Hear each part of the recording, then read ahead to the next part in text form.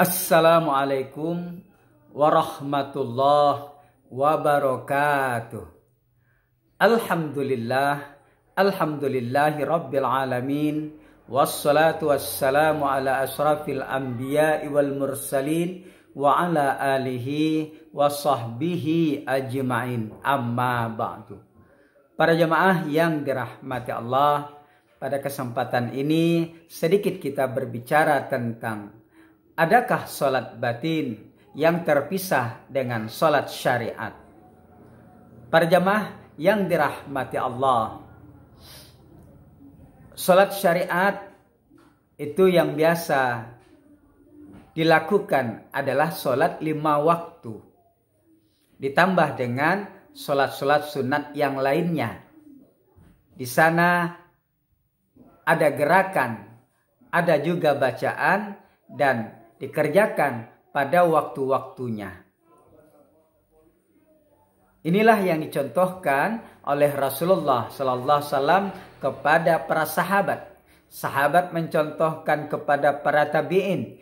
Tabi'in mencontohkan kepada murid-muridnya. Terus sampai kepada guru-guru kita. Jadi guru-guru kita mencontohkan sholat tersebut dan dapat kita saksikan. Dan dapat kita pelajari sekaligus kita amalkan. Ini sebenarnya disebut dengan sholat syariat. Sholat yang secara lahiriah. Rasulullah Sallallahu Alaihi Wasallam bersabda, "Sallu kama ra'aitumuni usalli." Salatlah kamu sebagaimana kamu melihat aku salat, kata Rasulullah Sallallahu Alaihi Wasallam. Ini biasa disebut dengan salat syariat.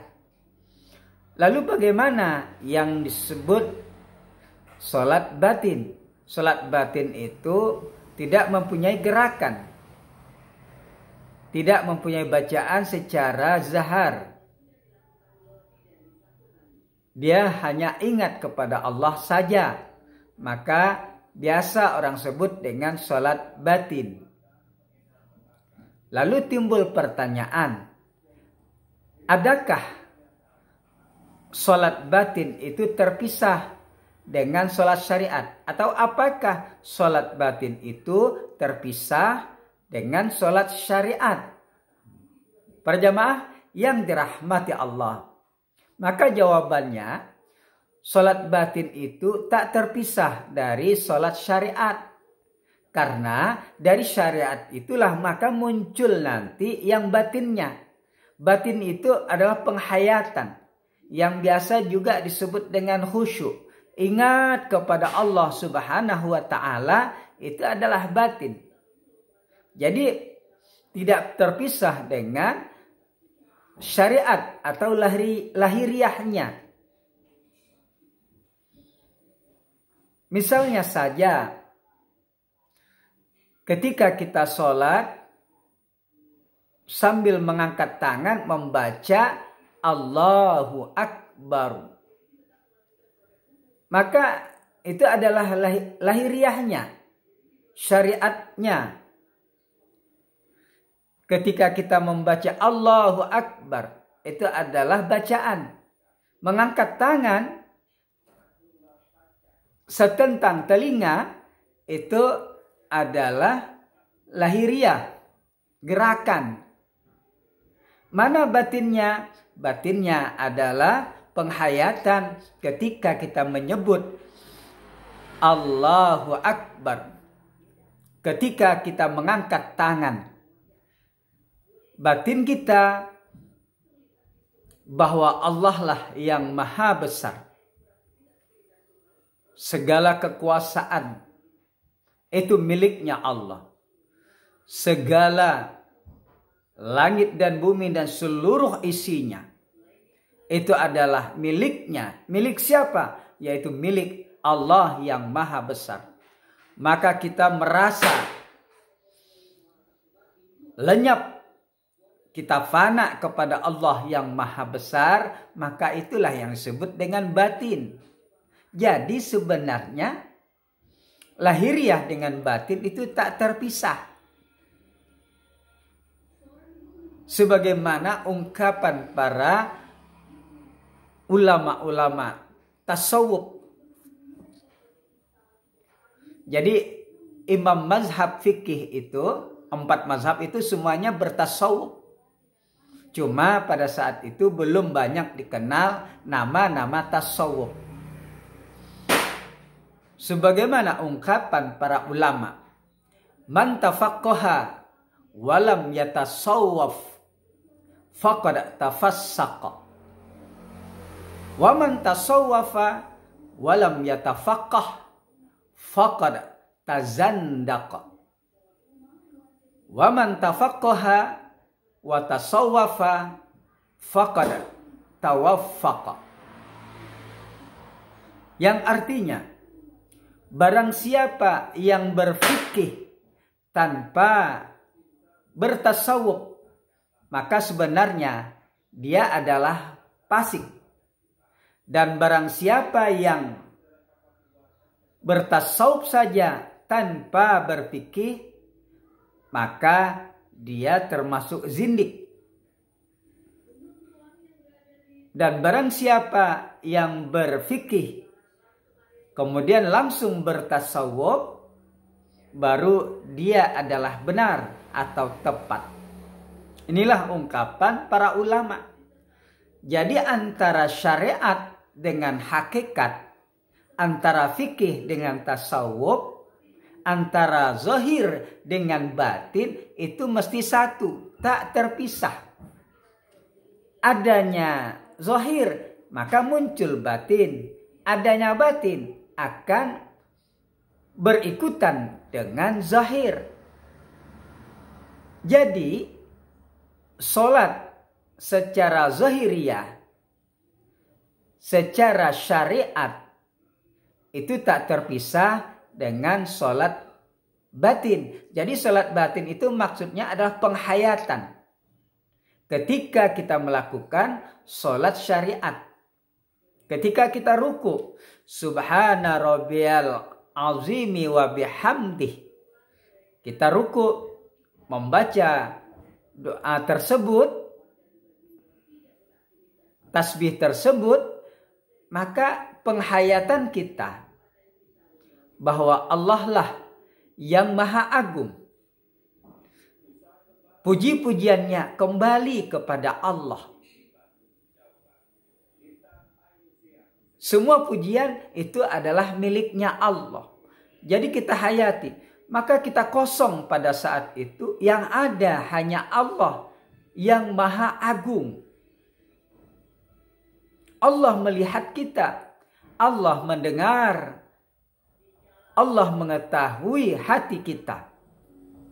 Maka itulah yang disebut dengan sholat batin yang beriringan dengan sholat lahiriah. Para jamaah yang dirahmati Allah. Jadi sholat batin itu tak terpisah dari sholat syariat. Jadi barang siapa yang memisahkannya, maka sebenarnya dia adalah keliru. Tanpa disadarinya bahwa dia keliru. Berarti membuat sholat yang baru lagi. Coba kita lihat contoh dari Rasulullah Sallallahu Alaihi Wasallam. Walaupun dia ahli ma'rifat, fana kepada Allah, hatinya, jangankan ketika dia sadar, ketika dia tidur pun hati Rasulullah tetap hidup. Maksudnya ingat kepada Allah. Berbeda dengan kita. Pada waktu kita sadar, waktu bangun, belum tentu banyak kita ingat kepada Allah. Apalagi di waktu tidur. Sudah tak sadarkan diri. Nah, Rasulullah sedemikian rupa dekatnya kepada Allah, sampainya kepada Allah, lebur kepada Allah. Dia tetap melakukan sholat. Dan sholat yang ia lakukan secara lahiriah itulah nanti menuju kepada batin. Ketika mengucapkan Allahu Akbar, Rasulullah sudah fana kepada Allah yang maha besar, kepada zat yang maha besar. Fana. Ketika ruku, fana Rasulullah. Yang ada hanya Allah. Rasulullah sudah merasa tidak mampu melakukan sholat. Tapi yang menggerakkan segalanya itu adalah Allah Subhanahu wa ta'ala. Itulah yang disebut dengan sholat batin. Sholat yang berangkai dengan sholat lahiriah. Kemudian contohnya Ali. Ketika dia kena panah. Temannya mau mencabutnya. Lalu katanya, jangan dulu. Aku sholat 2 rakaat. Kemudian pada saat aku nanti sholat, ketika sujud, kalian boleh mencabut panah tersebut. Ketika aku sholat. Allahu Akbar, kata Ali. Kemudian lanjutlah sampai hampir selesai. Kemudian dia sudah fana kepada Allah. Ingatannya, hatinya, ruhnya, sirnya sudah melihat Allah Subhanahu wa ta'ala. Lalu dicabut oleh temannya. Maka dia tidak merasakan sakit sama sekali. Karena dia sudah terlena pada menyaksikan Allah Subhanahu wa ta'ala. Itulah yang disebut dengan sholat batin. Jadi sholat batin tak terpisah. Khusyuknya itu. Jadi tidak ada para sahabat sholat yang seperti dipisah-pisah. Dia sholat tetap sholat lahiriah, sholat syariat. Tapi mempunyai batin yang tinggi pada saat dia melakukannya. Ini jangan terbalik. Sholat lahiriah lain. Kemudian sholat batin lain. Ada teman bercerita. Ketika dia pergi ke suatu daerah perkampungan. Kemudian dia bergoncengan dengan motor berdua. Ketika azan dikumandangkan. Dia masih melanjutkan sholat. Akhirnya sampailah kepada masjid tersebut. Yang masjid tersebut udah mulai mau sholat. Lalu temannya mengajak. Dia sudah masbuk. Ngajak, ayo kita sholat. Kata temannya. Tidak, kamu saja yang sholat. Aku sudah sholat, katanya. Padahal dia sambil merokok dia tadi di motor. Lalu dia mengatakan dia sudah sholat. Dalam beberapa detik saja. Dia sudah mengatakan bahwa dia sholat. Kata temannya, sholat apa? Inilah yang disebut dengan sholat batin, katanya. Jadi tak perlu lagi sholat lahiriah. Maka hal yang demikian, dia hanya ingat kepada Allah sambil merokok tadi. Padahal dia tidak berwudu dan sebagainya, maka dia menganggap bahwa dia sholat. Sebenarnya dia bukan sholat. Dia hanya ingat kepada Allah dalam beberapa detik. Zikir kepada Allah dalam beberapa detik saja. Itu bukan sholat. Sholat ada aturan tertentu. Seperti halnya yang dicontohkan oleh Rasulullah. Seperti Ali bin Abi Thalib mencontohkan. Bahwa batinnya tetap ingat kepada Allah. Dia tetap ada ruku, ada sujud dan sebagainya. Bacaan tetap tak berubah. Sesuai yang diajarkan oleh Rasulullah. Kalau yang sholatnya tadi itu dikatakan sholat batin. Bacaannya mana?